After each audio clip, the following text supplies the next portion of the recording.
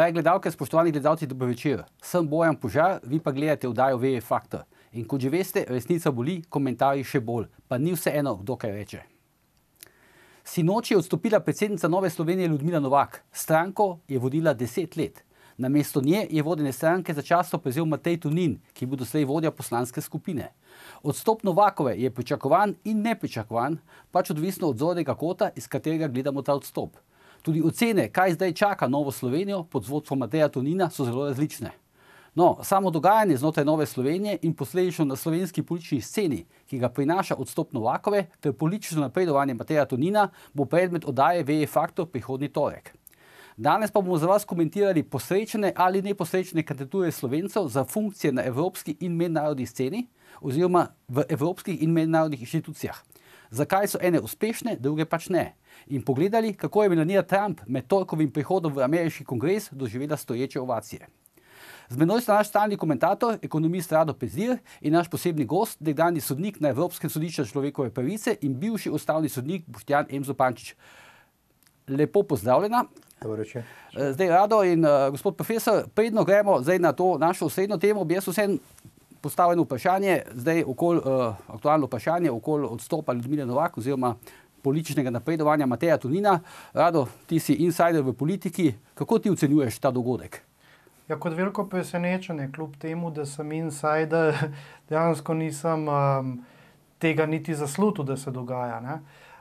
Čeprav dogajalo se je, mislim, v zraku je to bilo. Dogajalo se pa je, samo to se je že toliko časa dogajala ta debata, da smo vsi od odzunaj dejansko mislili, da to ni nekaj, kar bi se lahko zgodilo v naslednjih 2 letih še. Ne? Tako da to je prišlo kot eno presenečenje in kot nek zanimiv šok, na kateremu NSi zdaj lahko jaha 4 mesece pred volitvami. In kar je še zelo zanimivo, z strani SDS-a smo videli izjemno spravne tone, kar daje pa čist nov spin zgodbi na desni sredini v Sloveniji. Zdaj sem na kratko, Rado, glede na to, da vem, da nisi v torek na programu, da prideš to temo komentirati, ampak sem na kratko, a je to po tvoje zdaj dobro za Novo Slovenijo ali ne, ta menjava? Mislim, da je dobro, predvsem zaradi tega, ker vsaj primer SLS-a je pokazal, da je vedno znova, ko je prišlo do menjave predsednika, se je stranka usula. Tukaj je zgleda prišlo do neke notranje evolucije v stranki sami in ne bo prišlo do neke destabilizacije. To je zdaj že očitno. Teh 4 mesecev zagona daje pa čist, kot rečeno, nek nov spin NSi-ju, ki je dejansko se začel izgubljati v tem predvolilnem obdobju. Možnost, da bi NSi sicer prišla na naslovnice vseh slovenskih medijev s kakršnokoli novico do volitev, je bila praktično nična, ker je igrala opozicijo znotraj opozicije in cel ta premik v neko bolj spravno zgodbo na desnici mogoče kaže, da je tam na desnici še en plan, kako zajemati desno sredino in zanimiv bo zdaj videti reakcije levice na celotno zgodbo. No, tvoj liberalni kolega Tomaž Tih sicer pravi, da je, on ima nekoliko drugače formuliral vlogo Nove Slovenije, da je opozicija proti opoziciji. Kako, ne? To se je dejansko dogajalo. 2 opozicijske stranke sta bile v zelo krvavem spopadu, čeprav sta zajemale z istega političnega spektra, istočasno pa ta krvav spopad nobeni stranki ni dal nobenega posebnega rezultata v smislu povečanja potencialnega zajetja volilnega telesa. Zanimivo bo videti. Ozadje zaenkrat še ne poznamo, ampak mislim, da ga bomo zelo zdaj ne upaš komentirati, kdaj, oziroma kdaj bo prišlo do izpora med Toninom in Janšo, podobno kot je bilo med Toninom in Novakovo. Enostavno je... Med Novakovo in Janšo se pravičujem. Ja, enostavno je na tej točki to težko reči, posebej zaradi tega, ker SDS tipično ni imel zelo izbranih besed za Tonina. Tokrat so besede drugačne. Gospod Zupančič, a vi, kakva je pa vaša ocena tega trenutka, oziroma pač te situacije, tega odstopa oziroma imenovanja Tonina za vodjo stranke? Nimam pojma. Jaz v to nisem posvečen in ne vem, kaj se dogaja še kje drugje, tako da to pač ni moj metje. Aha. Dobro, ampak sem vas to vprašal, kaj pa menite recimo na to, da se je to zgodilo zvečer, recimo 9:30 zvečer je to postalo javno, ta informacija? Ne, mogoče zaradi polne lune. Mogoče zaradi polne lune, dobro, ja. Take resnice je treba lansirati, takrat, ko je polna luna, in to je bilo včeraj. To je bilo včeraj, ja. Ja. Dobro, ampak vsem bi jaz pa nekaj vprašal drugega, zdaj, da izkoristim tukaj vašo prisotnost, kot pravnika. Zdaj, Ustavno sodišče, je na nek način že na pol razveljavljalo ta referendum o drugem tiru, Pač ugotovilo je na predlog državljana Vilija Kovačiča, da referendum ni v skladu z ustavo, Zdaj pa me zanima, a ste vi tako odločitev pričakovali na podlagi njegove pritožbe, vloge, kako bi pač temu rekli. 9:0 je bilo, ne? Ja. Torej, 9:0 nisem pričakoval, ampak je bilo očitno, da ne more biti govor o referendum v Švici ali pa v Sloveniji, če država, ki je partner oziroma ki je nasprotnik v tem referendumu, sama financira del tega referenduma. To je vprašanje pristranskosti. In govoriti o tem, da je tak referendum nepristransko izpeljan, seveda ni mogoče. Tako da jaz, ko sem to videl prej, sem pričakoval, da bo to padlo, seveda nisem pa imel pojma o tem, da bo 9:0. Ampak zdaj je pa o tem, ali bo referendum obstal ali ne, pa zdaj odloča Vrhovno sodišče.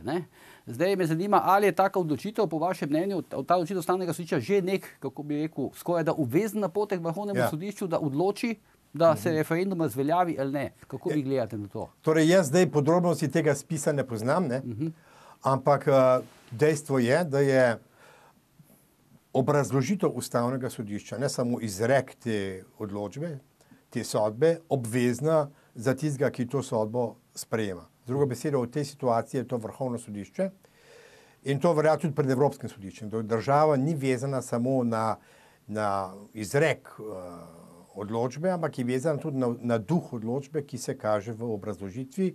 Jaz ne vem, kaj piše v tej obrazložitvi, to je bilo sigurno redigirano na sami seji pa po seji Ustavnega sodišča, ampak lahko pa z gotovostjo povem, da je Vrhovno sodišče vezano na oboje. Ampak gleda to, da je predsednik vlade pravnik, ustavni pravnik celo, je to hud udarec zanj, ta odločitev? Mislim, tudi iz tega vidika, no? Ja, pravno sigurno, ne samo, ali je to politično hud udarec ali ne, bomo videli na naslednjih volitvah. Jaz mislim, da je tukaj ta trenutek bolj relevantno, kako se bo vlada odzvala, kako se bo SMC odzvala na to vprašanje o švicarskih frankih. To bojo volivci zelo podrobno opazovali. To sem še hotel rado v zvezi z drugim tirom. A misliš, da če se recimo ta referendum, če Vrhovno sodišče zdaj razveljavi referendum, a bo to imelo kakšne resne politične posledice za vlado?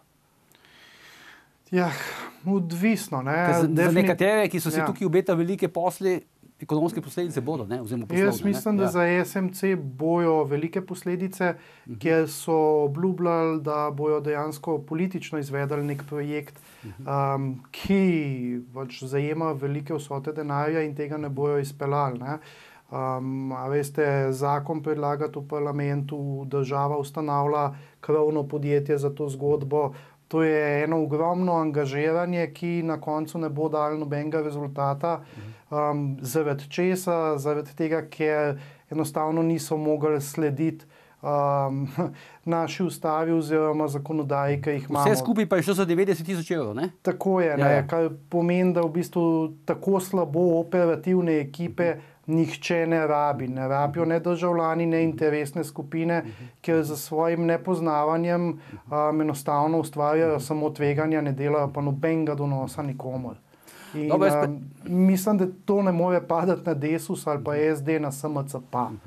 Dobro, jaz predlagam zdaj, da gremo k tej osrednji temi, se pravi kandidature Slovencev za funkcije recimo v Evropi, Evropski uniji oziroma v mednarodnih inštitucijah. Zdaj, zelo preprosta delitev teh funkcij bi bila na tiste funkcije, oziroma v tiste organe oziroma inštitucije, kjer Slovenci imamo neke svoje kvote in ker nam je v principu neko mesto zagotovljeno, in na neke funkcije splošnega tipa, ker pač Slovenci kandidirajo enakopravno z nekaterimi drugimi državljani. Recimo, takšen primer je kandidatura Danila Türka za generalnega sekretarja Združenih narodov. Zdaj, gospod Zupančič, vi ste bili dolga leta evropski sodnik, In zdaj, težko zdaj malo pobrskam po spominu, ampak ali je bila takrat, ko ste vi recimo se potegovali za to funkcijo, takrat se jaz ne spomnim, da bi bila v Sloveniji taka vroča notranja politična debata to, ali boste vi evropski sodnik ali ne. Ali je bila, pa se motim? Ja. Ne, takrat smo bili 3 kandidati, profesor Perenič, Alenka Šelih in jaz. In je bilo vse odvisno v intervjuju z nekim gospodom McNamara v tem priporočilnem odboru. Kaj, ampak to ni bil bivši obradni minister ZDA? Ne, to je bil en drug McNamara, en Anglež. In vse je bilo odvisno od tega intervjuja pred to izbirno komisijo, ki je potem dala svoj predlog parlamentarni skupščini Sveta Evrope. Kako pa potem, recimo, zdaj, vas je nasledil Marko Bošnjak, ki je bil pač izbran pred kratkim, recimo temu. Kako pa si potem razlagate, da je bilo okoli tega imenovanja, okoli Marka Bošnjaka oziroma pač drugih njegovih protikandidatov takšen notranje politični spopad pri nas? Ja, to je zgodba okrog Klemena Jakliča. On bi bil daleč najboljši kandidat za to funkcijo. Kako je notranje politično on izvisel, od koga je to odvisno, kdo ga je takrat izdal, to so interesantna vprašanja. Ne, to jaz razumem, ampak zakaj recimo se razvijajo takšni spopadi pri teh kandidaturah? Pa nas na politični sceni, pa tudi javnost na koncu se razdeli, ne? Ne, tukaj gre za denar. Služba evropskega sodnika je izredno dobro plačana. To je koliko približno? 20.000 na mesec, ja.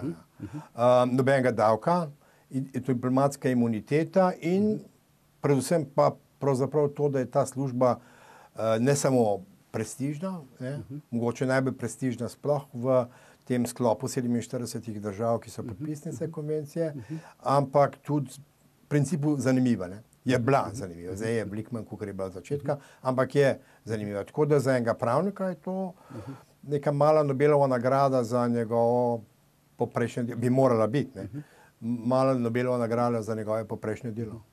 Pa tudi ti vaši kolegi, pa kolegice na Evropskem sodišču so tudi oni dali skozi takšne kadrovske spopade v matičnih državah, predno so postali evropski sodniki. Ja, in še hujše. To ni naša posebnost, to kako? Ne. Vam bom povedal zgodbo nekega sjajnega nemškega kandidata, s katerim sva bila skupaj na Harvardu in je bil res super. In je delal za Baker McKenzie in napisal je stečajni zakon nemški in tako naprej. In me je vprašal, ali ne kandidira ali ne. Jaz sem rekel, za božje volo, Manfred kandidira, take pri nas rabimo. In je šel k ministrici za pravosodje nemški, spravo od Merklovi ministrici za pravosodje, in mu rekel, ne, jaz vas ne bom kandidiral, jaz bom kandidiral eno žensko. In to je bilo konec te zgodbe. In potem je prišla na mesto njega neka Renate Jäger, ki, jaz sem imel v sekciji, ko sem bil predsednik, in to z njo je bilo nemogoče delati. Zdaj, Rado, kako pa ti recimo spremljaš te spopade za te evropske oziroma svetovne funkcije? Moja teza je, da se je zadeva začela histerizirati, ko je politika ugotovila, da lahko z svojim delovanjem in svojimi spopadi pronica po vseh institucijah. In to je naredila okoliščine, v katerih nekdo, naprimer, če ni iskren in gre samo iskat rento na neko dobro plačano pozicijo, zagotovo vplete v to svojo zgodbo politiko, ki pa vedno najde prostor za pač neki povuci potegni oziroma nek političen spopad. In jaz bi domneval, da v marsikateri funkciji, ki potem nastopi, ta zaledna politika, ki je dobila bitko za recimo nekega kandidata, od tega kandidata pričakuje vsaj neko lojalnost oziroma neke notranje informacije, s čimer se lahko nek neformalni dogovor sklene. 20 let nazaj ne verjamem, da so politični spopadi plusknili prav vse pore države in s tem zabetonirali, da nečesar ne moreš premakniti, če ne dobiš političnega konsenza za karkoli. Čeprav profesor Zupančič je rekel, da nekaj podobnega obstaja tudi v tujini, ne? Mislim, tudi v drugih državah. Ja. In zaradi tega, jaz sem se zdaj pogovarjal z nekim finskim kolegom, in zaradi tega Evropsko sodišče rapidno drsi navzdol. Ker se tukaj dogaja nekaj, a veste, česar se politika dotakne, to vse propade. In tle je isto. Druga beseda, Evropsko sodišče to, kar danes je, ni nič v primerjavi s tistim, kar je bilo še leta 1998. Ja, to je sicer precej žalostna ugotovitev. Jaz predlagam, da gremo na oglase, pa se potem po oglasih spet vrnemo nazaj k tej temi.